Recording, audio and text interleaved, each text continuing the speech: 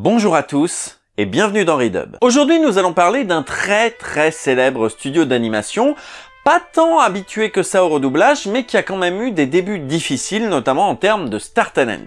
Et pour comprendre un petit peu pourquoi ils ont redoublé certains de leurs films, il convient de revenir un peu sur l'histoire de ce studio. Quel studio, me direz-vous? Eh ben, a priori, si vous n'êtes pas trop con, vous avez vu le titre de la vidéo, nous allons parler aujourd'hui des studios DreamWorks. DreamWorks SKG est un studio de cinéma américain fondé en 1994, SKG correspondant au nom de ses trois fondateurs, Steven Spielberg, Jeffrey Katzenberg et David Geffen. Et à l'inverse des deux autres, je ne sais pas vraiment qui est David Geffen, je sais juste que selon Wikipédia, il a sur son compte en banque 7 milliards de dollars. Le larron qui nous intéresse en l'occurrence dans cette histoire, c'est Jeffrey Katzenberg, qui était jusqu'en 1994 à la tête de la section animation des studios Disney. Il y a fait pas mal d'émules et si le sujet vous intéresse, je vous renvoie à la vidéo de Monsieur Bobine consacrée au sujet. Il a fait beaucoup de choses là-bas, mais il a notamment inventé, si on peut dire, un concept qui marquera l'histoire du studio et même de l'animation au cinéma en général, le Star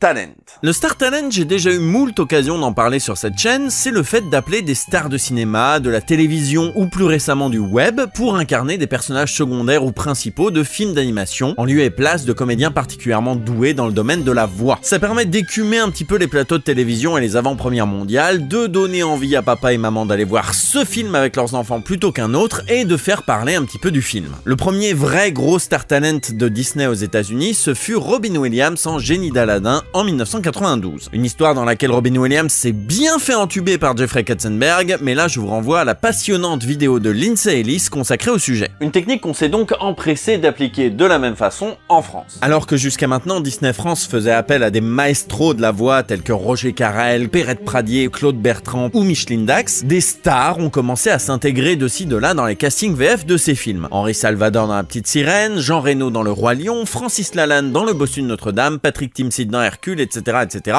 Je vais pas tous les faire. Donc lorsque Jeffrey Katzenberg revient de chez Disney pour créer son propre studio DreamWorks et son propre studio d'animation DreamWorks Animation, c'est quand même pas foulé le gars, il est bien décidé à appliquer stricto sensu les méthodes qui ont fait leur preuve chez la firme à grandes oreilles et qui ont d'ailleurs continué après son départ. Ainsi, le premier bébé du studio d'animation, Fourmise, possède au casting Woody Allen, Sharon Stone, Sylvester Stallone, Danny Glover, Dan Aykroyd, Jennifer Lopez, Gene Hackman, Christopher Walken... Une politique qu'ils vont poursuivre dans leurs films suivants. Le Prince d'Égypte avec Val Kilmer, Ralph Fiennes, Michelle Pfeiffer, Sandra Bullock, Jeff Goldblum, Patrick... Non mais je suis désolé, c'est complètement débile. Même pour les personnages qui ont 5 répliques, qui prennent des actrices oscarisées, ça veut absolument rien dire. La Route d'Eldorado avec Calvin Klein et Kenneth Branagh, Chicken Run avec Mel Gibson, et le célébrissime Shrek avec Mike Myers, Eddie Murphy, Cameron Diaz et Vincent Cassel. Be still mon chéri, for I am your savior. Sauf qu'en France, c'est pas tout à fait la même tisane. Alors que les studios Disney avaient leur propre boîte de distribution, Buena Vista International, qui prenait ses ordres directement de la maison mère pour toute l'Europe, DreamWorks était obligé de passer par un distributeur tiers, United International Pictures, UIP, co-créé par deux autres studios, Universal et Paramount. Et United International Pictures, ils savent pas encore quoi faire avec le Star Talent. Rappelons qu'on est encore au début du renouveau de l'animation au cinéma, après des années de vache maigre et notamment chez Disney. À l'époque, des longs métrages animés qui sortent en salle, il n'y en a pas toutes les semaines comme aujourd'hui, et encore moins avec des stars au casting. Donc quand UIP, il se retrouve avec un film comme Fourmise à promouvoir en France, alors que la presse ciné commence déjà à parler du casting VO, Sharon Stone, Sylvester Stallone, eh ben ils sont désemparés. Bon, est-ce qu'il faudrait pas appeler des stars, comme chez Disney? Non, mais DreamWorks, c'est un studio qui débute, on n'a pas forcément le budget pour ça. Est-ce qu'on pourrait pas juste garder le nom des stars américaines et prendre leur voix française habituelle? Comme ça, on n'a même pas besoin de changer les noms sur les affiches. Bonne idée, Jean-Daniel. Mais est-ce que les enfants vont vouloir voir un film avec Woody Allen?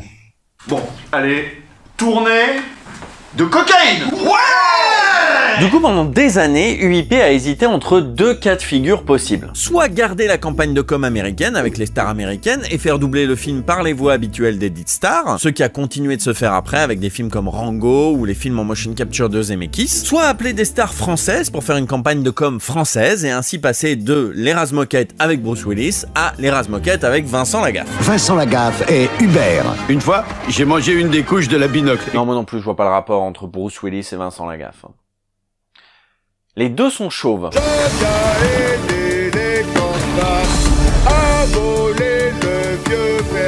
À vrai dire, il y a aussi un troisième cas de figure, celui de faire totalement abstraction du casting VO, du fait qu'il y ait des stars, de doubler le film normalement et plutôt de communiquer sur le fait que, c'est un bon film.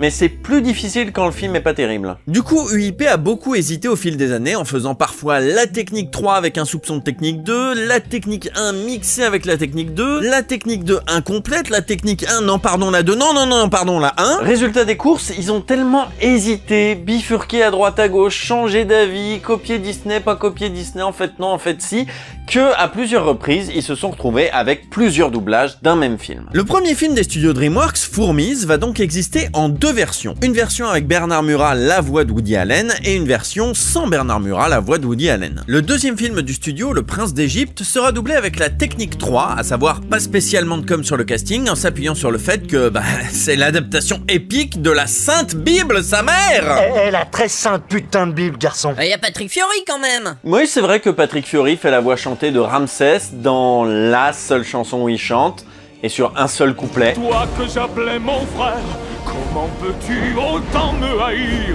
Est-ce vraiment ton désir? Et c'est pas la seule fois où il a fait ça, hein. C'était pareil sur Mulan, où il faisait les parties chantées de Chang, mais pas les parties dialoguées. Attaquons l'exercice pour défaire les... Alors il y a deux explications possibles. Non écoute Michel, je me sens pas à l'aise en termes de doublage. Le mieux ce serait que tu gardes les parties chantées et que tu prennes un vrai comédien pour les parties dialoguées. Ou alors... Non écoute Patrick, t'es vraiment à chier en termes de doublage. Le mieux ce serait que tu gardes les parties chantées et que je prenne un vrai comédien pour les parties dialoguées. Alors Star Talent qui a mal tourné ou humilité d'un chanteur populaire... Encore aujourd'hui, le mystère reste entier. Le Prince d'Égypte a marché de ouf, avec 4 millions d'entrées en France, ce qui a fait hésiter UIP pour le troisième film des studios DreamWorks, La Route d'Eldorado. Bon, du coup, on appelle des stars ou pas? Bon, ça a l'air d'être un film du même genre que Le Prince d'Égypte, franchement, on garde le casting no name. Hein. Ça marche, j'appelle le studio de doublage. 4 to 6 weeks later. Alors on a un gros problème, la presse déteste le film et il bide mais alors complètement aux États-Unis. Ah! Eh bah du coup on va peut-être appeler les stars là pour rattraper le coup. Ouais mais le doublage est déjà fini chef. Eh bah t'as qu'à refaire uniquement les persos principaux, allez oh et on bosse là hein. Et puis pour leur quatrième film, Chicken Run. Je veux des stars comme s'il en pleuvait. Mais chef, le mois dernier, vous nous avez demandé un casting de no name. En plus, La Route d'Eldorado, ça a pas très bien marché. J'en ai rien à foutre. Oui mais chef, le doublage est déjà fini. Tu me refais les textes, tu me refais tout le casting. Tout le casting. Parce que casting, ça rime avec cocaïne. Casting ça rime pas avec cocaïne. Chicken Run sera donc le dernier film des studios DreamWorks à avoir ce double doublage dans leur catalogue. Ensuite... Le film suivant des studios, Shrek, sera directement et uniquement exploité avec la voix de Alain Chabat dans le rôle de Shrek, aux côtés de Medondo, la voix habituelle de Eddie Murphy, et Barbara Tissier, la voix habituelle de Cameron Diaz. Alors oui, c'est vrai, comme pour La Route d'Eldorado, Shrek a bien été doublé sans Star Talent à la base, avec Emmanuel Curtil, la voix habituelle de Mike Myers, dans le rôle de Shrek. On m'a dit à la fin, écoute Emmanuel, on est désolé, mais voilà, ils veulent une star. Pour doubler le film. T'as doublé tout. Donc ils ont fait faire des essais à Chabat. Ils voulaient également Faroujia et Chantal Lobby. Ça l'a pas fait avec eux, mais ils ont gardé Chabat sur Mike Myers. Je crois qu'à l'époque il y avait comment dire un buzz parce qu'il y avait le festival de Cannes pas très longtemps après. Et donc j'ai doublé entièrement le film. Par bonheur, accourut aussi sec. Oh, vous espériez le prince charmant? Hey! Oh non, non, non, non, non, non! Pas de viande froide à ma table! Mais les seuls extraits qui nous en restent viennent justement de cette bande-annonce. Le doublage intégral avec Emmanuel Curtil, lui, n'a jamais été exploité. Parce que ce qui a foutu le bordel dans cette histoire, et qui est à l'origine de l'épisode d'aujourd'hui, c'est que ces autres doublages, ces autres versions françaises, eh ben elles se sont retrouvées exploitées. Soit par erreur, soit volontairement par des imbroglios, et on a pu en retrouver des traces dans une VHS québécoise, dans un DVD belge, dans un service de VOD pas très regardant, ou encore pendant les diffusions télé, sur Gulli, sur TF1... Et c'est ce qui fait qu'on lit parfois des imbécilités sur Wikipédia qui parlent régulièrement de versions redoublées pour la télé. Bon, soyons clairs, il n'y a absolument aucune raison juridique qui pourrait contraindre d'utiliser ou non la voix d'un comédien, star ou pas, en fonction du média de distribution. C'est complètement idiot et ça ne se base sur strictement rien. comme assez souvent quand ça parle doublage sur Wikipédia. Après ces errements, UIP va rester plus ou moins sur la même formule que pour Shrek, à savoir une star quand c'est possible, et sinon la voix habituelle du casting américain. Genre sur Gang de requins, t'as Eric Judor et Patrick Timsit aux côtés de Jacques Frantz, la voix de Robert De Niro. Il aura donc fallu à United International Pictures 5 films, 5 coups d'essai pour enfin décider de quoi faire avec les films DreamWorks. Et le premier film qui va en faire les frais, c'est Fourmise. On y arrive. Fourmise est donc un film d'animation en images de synthèse de Eric Darnell et Tim Johnson. Il raconte l'histoire d'une fourmi un peu excentrique qui n'arrive pas bien à s'intégrer au reste de la colonie et qui est amoureux de la princesse. Bon, en vrai, en dehors de l'opportunisme flagrant de Fourmise, les deux films n'ont pas grand chose à voir, l'un étant une réadaptation des 7 samouraïs et l'autre étant Fourmise. Et vous ne le saviez peut-être pas, voire probablement pas, parce que tout le monde s'en fout de Fourmise, mais le film a donc bien 2 versions françaises quasiment identiques, sauf le héros, Z. Le directeur artistique de la VF, Roland Timsit, a réuni un sacré casting pour sa VF, avec Jean Barnet, Virginie Auguste, Philippe Catoire, Samuel Labarthe, et pour doubler le personnage de Sylvester Stallone, Alain Dorval, la voix française de Sylvester Stallone. On prend un morceau de rocher, on le balance derrière, on en reprend un autre, on le rebalance derrière, ça met en forme, ça fait travailler les bras et les pectoraux. Une démarche que Roland Timsit voulait poursuivre jusqu'au bout en proposant à Bernard Murat, la voix française régulière de Woody Allen avec Jean-Luc Kayser, de doubler donc le personnage de Woody Allen. Sauf que de son propre aveu, le studio craignait qu'il ne soit trop occupé. Il faut savoir qu'à côté de son activité dans le doublage, Bernard Murat c'est un metteur en scène très prolifique dans le milieu du théâtre parisien. Et à l'époque du doublage de Fourmise, il terminait à peine duo pour violon seul avec Francis Huster et Christina Reali pour enchaîner directement sur Skylight avec Patrick Chenet et Zabou Bretman. Du coup, Roland Timsit a proposé le rôle à un autre comédien, Daniel Lafourcade. Alors les enregistrements se sont bien passés, la VF a été finie, montée, mixée, livrée à UIP, qui a commencé à communiquer sur le nom des comédiens pour les revues spécialisées. Sauf que... Au fond, c'est con, puisqu'on a la voix de Stallone sur Stallone, autant avoir la voix de Woody Allen sur Woody Allen. Mais... Et le personnage de Z a donc été redoublé par Bernard Murat.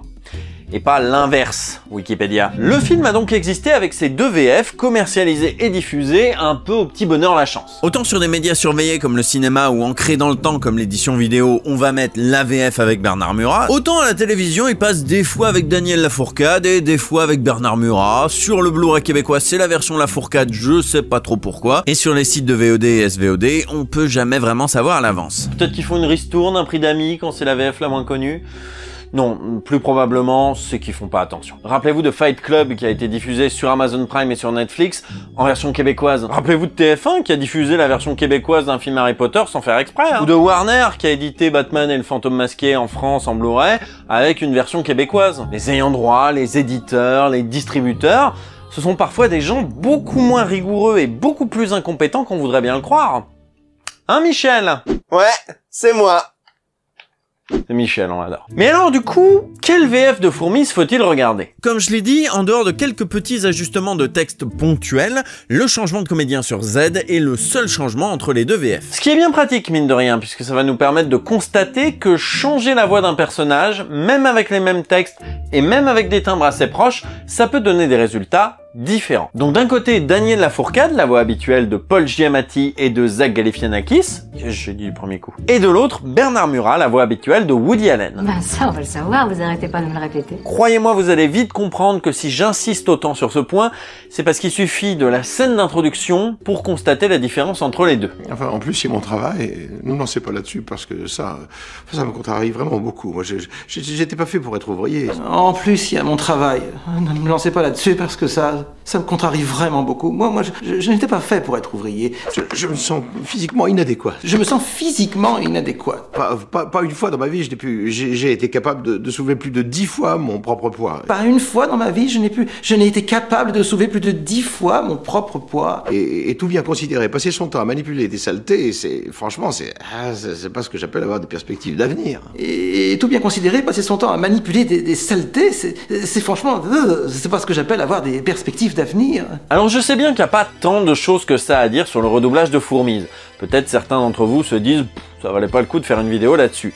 Mais Fourmise illustre très bien selon moi un phénomène qui n'a pas de nom fixe et que j'appellerais empiriquement un casting prédestiné. Destiné étaient tous les deux destinés. Daniel Lafourcade est bon sur le personnage, ça c'est convenu, mais en écoutant Bernard Murat sur Z, et particulièrement sur cette scène, on ressent une sorte de satisfaction personnelle à entendre la voix française d'un personnage interpréter des dialogues qui semblent écrits pour lui, qui lui semblent destinés. Tu la bois pas, ta bière de puceron? Je suis peut-être ridicule, mais ça ne me dit rien de boire ce qui sort de l'arrière-train d'un autre animal, tu me comprends? Parce que le personnage de Z est complètement alénien. C'est un personnage hors du système, complètement névrosé, peu sûr de lui, cynique, désabusé, cultivé, érudit, au vocabulaire complexe et toujours en pleine crise existentielle. You know, I can't get. I try, but I don't get it. I mean, you know, what is it? I'm supposed to do everything for the colony, and what about my needs? What about me? Bref, un personnage dans la droite lignée des personnages de Woody Allen, un stéréotype connu qu'on ne se gêne pas d'ailleurs pour parodier depuis maintenant des décennies.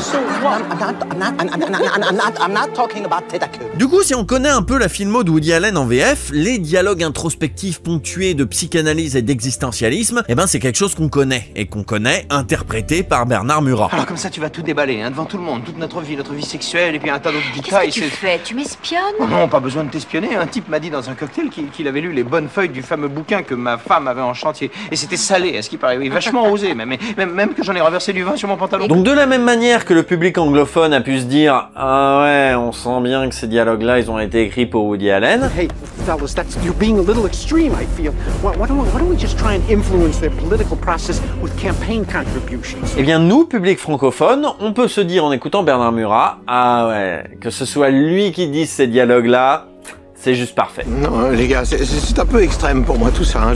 Pourquoi on n'essaie pas plutôt de s'attaquer à leur système politique? Je sais pas moi, par une grande campagne d'affichage. Je t'aime bien, petit. C'est un peu comme quand on entend Christophe Lemoine dans Team America. Ça sonne comme une évidence et on se dit « Ah, qu'est-ce que je suis content que ce soit lui qui dise ses répliques. » Tu peux pas savoir à quel point je suis occupé, connard de Hans Blitz! Je t'emmerde! Vous savez, c'est comme quand un chanteur, pendant un concert, chante sa chanson la plus célèbre, son grand tube, ou la chanson que vous préférez, la chanson que vous attendiez. Vous voyez ce côté « Ah oui, c'est satisfaisant », ce côté destiné. Alors certains d'entre vous vont me dire « Oui, Mr. Fox, peut-être, mais si on connaît pas du tout la filmo de Woody Allen, si on connaît pas du tout Bernard Murat, ou si on n'est pas spécialement attaché à lui, bref, si on se lance dans Fourmis sans aucun antécédent, en faisant abstraction du reste. » Oui.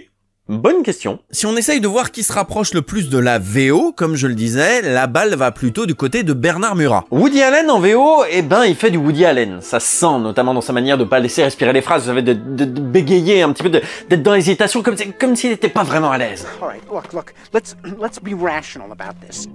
You know, Bala and I, you know, she's a princess and I'm a soil relocation engineer. So what, you know. Et Bernard Murat, il arrive bien mieux à aller dans ce sens et à retransmettre cette partie-là du personnage. Mais en même temps, il avait déjà 25 ans d'expérience à son actif, donc on peut pas vraiment tenir la comparaison. Bon, alors du calme. Et essayons d'avoir un comportement rationnel. Alors bon, Bala et moi, bon, évidemment, elle est princesse, et moi, je suis qu'un technicien d'aménagement du sous-sol. Ce qui fait que, forcément, J'ai parlé tout à l'heure de quelques très légers ajustements de texte, inutile de dire qu'ils vont dans ce sens-là, et accentuent ce côté-là du personnage, avec un ton un peu plus ironique, et un vocabulaire plus précis. Bon, les ouvriers, rappelez-vous. Oh, ça y est, on y va. Pensez boule. Oh. Bon, les ouvriers, rappelez-vous. Ah, il va le dire. Pensez boule. Voilà. Vous savez, quand vous êtes l'enfant du milieu, dans une famille de 5 millions, on ne s'intéresse pratiquement pas à vous, c'est vrai, c'est incroyable. Vous savez, quand vous êtes l'enfant du milieu, dans une famille de 5 millions, ben, on s'intéresse pratiquement pas à vous, hein, tout le monde s'en fout. De son côté, Daniel Lafourcade, même s'il joue quand même un héros cynique et désabusé, ça reste acquis, nous livre une interprétation plus classique, moins sophistiquée, et quelque part, plus accessible. Ce qui en soi est une force. Parfait, merveilleux. C'est une offre bien tentante, mais compte tenu des circonstances, vous rentrez toute seule, parce que moi, je vais à Insectopie. Parfait, merveilleux. Ah, c'est une offre bien tentante. Mais compte tenu des circonstances, vous rentrez toute seule, parce que moi, je vais à Insectopie. Daniel Lafourcade travaille un peu plus ses inflexions de voix, transmet des émotions plus marquées, des modulations de voix plus franches. Il la prend en otage. Non, pas du tout. Enfin, si, finalement, oui. Un seul pas de plus vers moi et la princesse va se trinquer. Non, pas du tout. Enfin, si, finalement. Un seul pas de plus vers moi et c'est la princesse qui trinque. Et même si on s'éloigne un peu de la VO et du côté monocorde de Woody Allen... No, I'm not. Yes, I am. Eh bien, Lafourcade en fait un personnage plus humain, ce qui est quand même un comble pour une fourmi. J'ai enfin le sentiment d'avoir trouvé ma place, oui. Et elle était exactement là où j'étais, mais la différence, c'est que cette fois, je l'ai choisie. J'ai enfin le sentiment d'avoir trouvé ma place. Elle est exactement là où j'étais, mais la différence, c'est que cette fois, je l'ai choisie. Social, putain! Alors, comment choisir entre Bernard Murat et Daniel Lafourcade?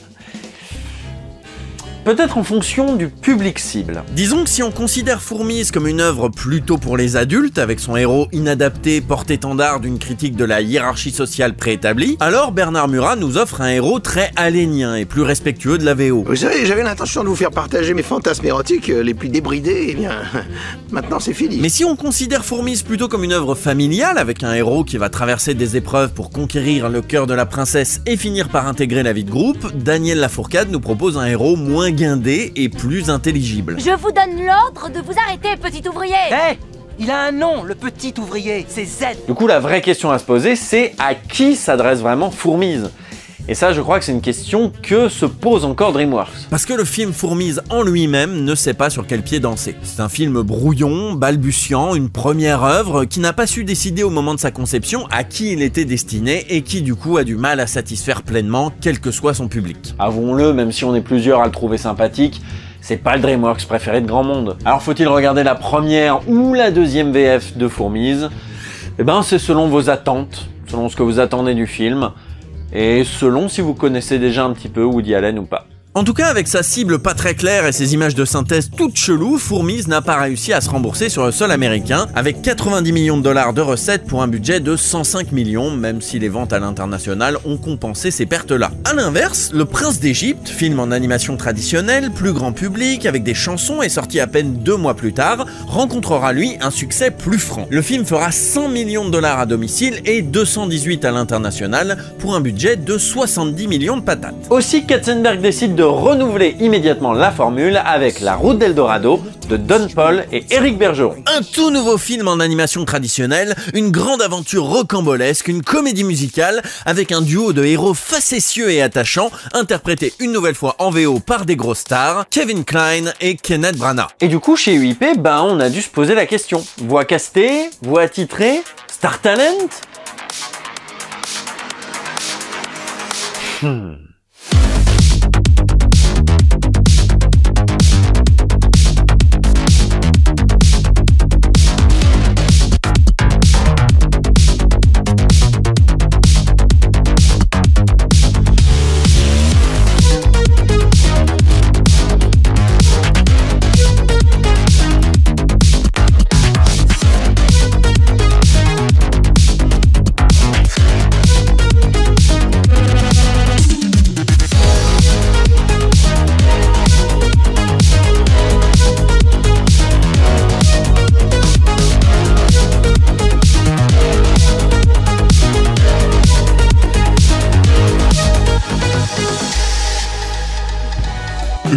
Déguise-toi en Shrek.